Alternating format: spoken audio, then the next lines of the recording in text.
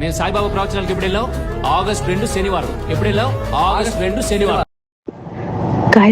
Guys ఉన్నారా?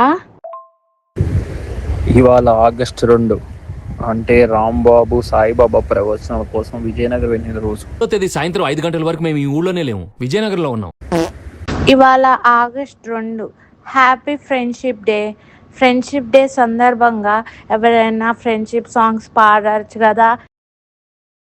నేస్తమా నువ్వే కోయిలై పాడతానంటే తోటలా మారనా నీ కోసం.